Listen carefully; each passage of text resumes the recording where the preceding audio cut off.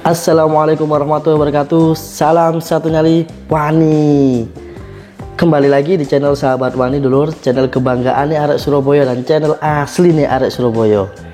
Ya apa kabar rek? Tak dokano sehat selalu, lancar rezeki ini, dijauhkan dari segala penyakit. Amin amin ya robbal alamin.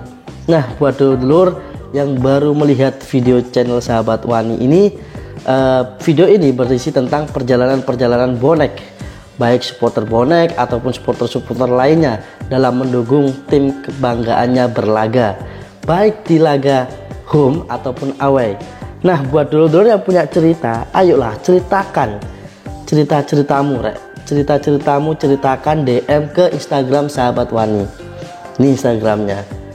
DM Japri di sana, bilang kalau mau menceritakan kenangan-kenangan perjalanan saat mendukung sepak bola. Nanti kita lanjut WhatsApp dan cerita-cerita kalian dulur-dulur semuanya akan saya narasikan, kemudian akan saya upload sehingga bisa menjadi hiburan buat dulur-dulur lainnya. Oh iya, gue suruh kabar durung rek. Kepolisian Republik Indonesia sudah memberikan izin untuk laga dibuka kembali. Keren nih, ini bakalan seru, tapi rek, kemungkinan besar akan ada himbauan tanpa penonton. Kemungkinan, kita masih belum tahu. Ikuti aja apa yang arahan-arahan dari pihak keamanan. Kalaupun tanpa penonton, aku pribadi njaluk tolong lah ngono dulur-dulur, ndak usah didelok lewat TV ae, didungani nang ngono. Tim kebanggaan kita khususnya Persebaya Surabaya bisa menjuarai nantinya. Oke rek, jadi bonek gak mek dino iku tok kok. Jadi bonek gak harus langsung terjun menonton Persebaya, enggak. Lewat dukungan, berdoa, itu sudah menjadi aura buat semangat juang arek-arek pemain Persebaya Surabaya. Saya yakin ketika dulur-dulur tidak mematas untuk nonton ke sana, Persebaya aman gitu loh. Jangan sampai karena ego kita ingin nonton Persebaya ke sana, sedangkan sudah ada peraturan, kita nekat ke sana. Nanti imbasnya adalah ke kita sendiri lagi gitu loh.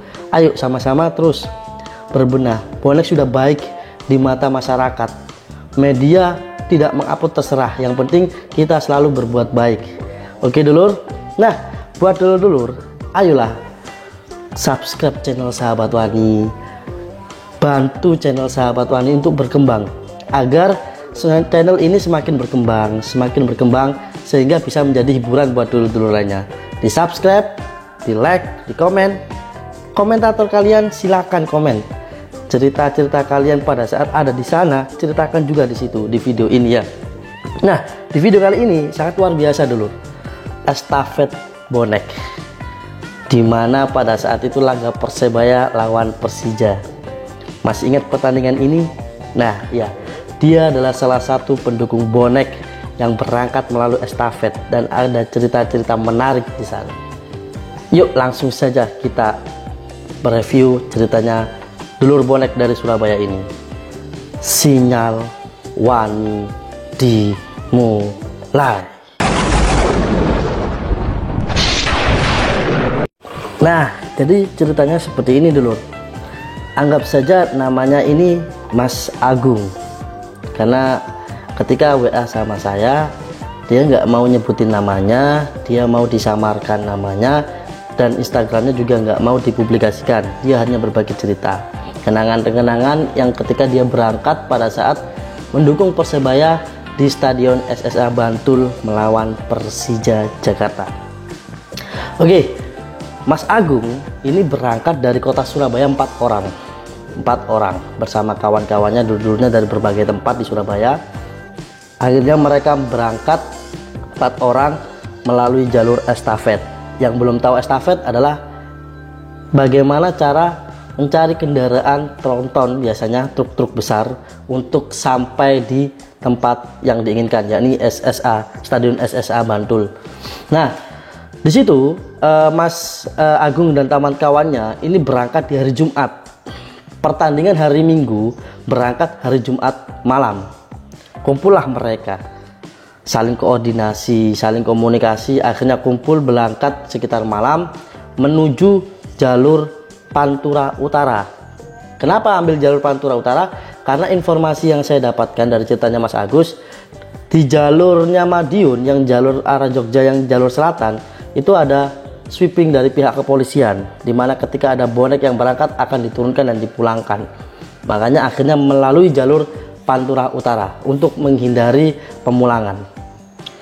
Kemudian berangkat dari Surabaya, cari estafetan, cari truk, malam hari arah ke Babat dulu. Karena apa? Di Babat itu ditunggu oleh dua rekannya lagi, dua dulur bonek lagi dari Babat. Ketemulah mereka di sana.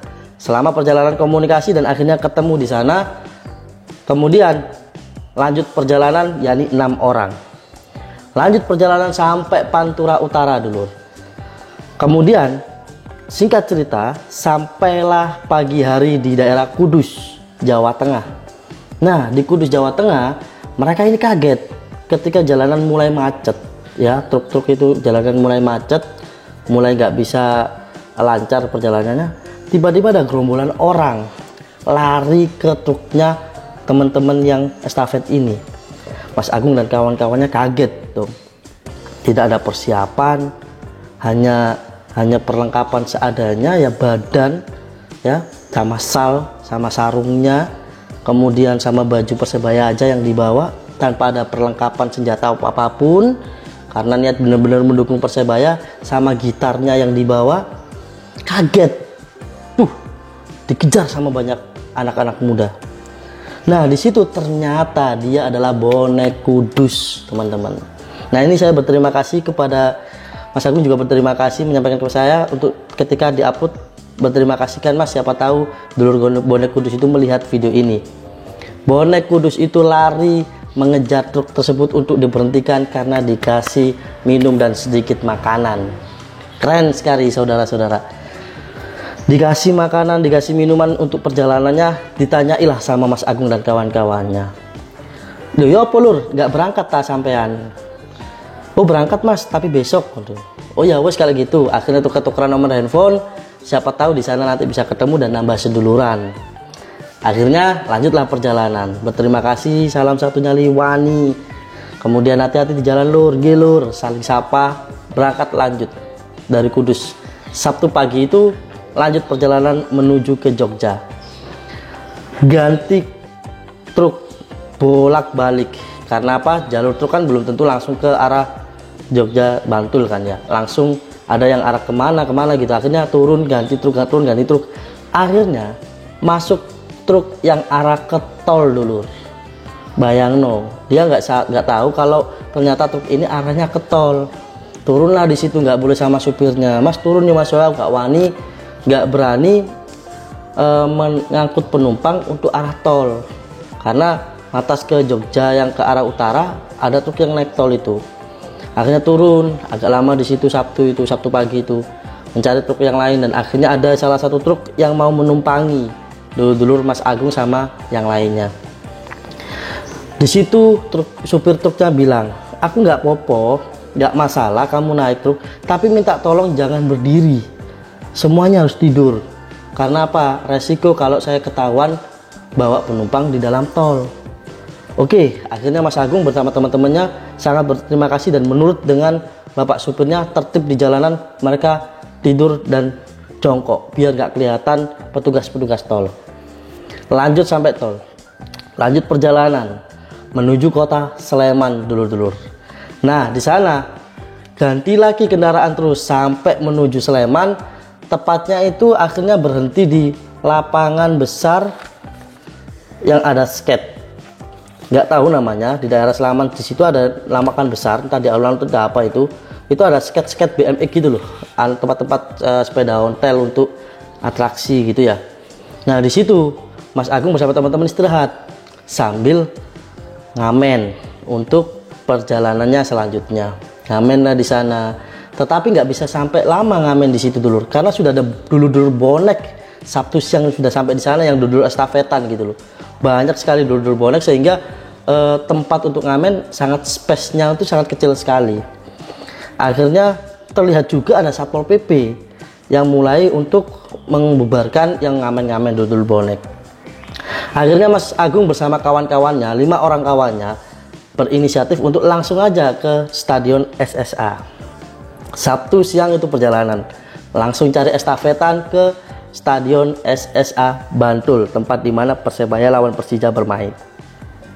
Di situ dulur-dulur, akhirnya Mas Agung juga melihat banyak sekali bonek yang sudah ada di sana, yang sudah ngamen-ngamen di sana, sangat banyak pokoknya katanya. Akhirnya space untuk istirahat, untuk ngamen juga dia kebingungan. Nggak lama di sana, Mas Agung dan teman-temannya berinisiatif untuk kenapa kita nggak ke Malioboro aja gitu loh. Di sana kan juga ada dulur-dulur banyak di sana. Braja Musti masih saudara dari bonek, ya nggak, orang-orangnya juga banyak yang dari Surabaya. Otomatis dulur-dulur Mas Agung juga memutuskan untuk ayolah ke Malioboro.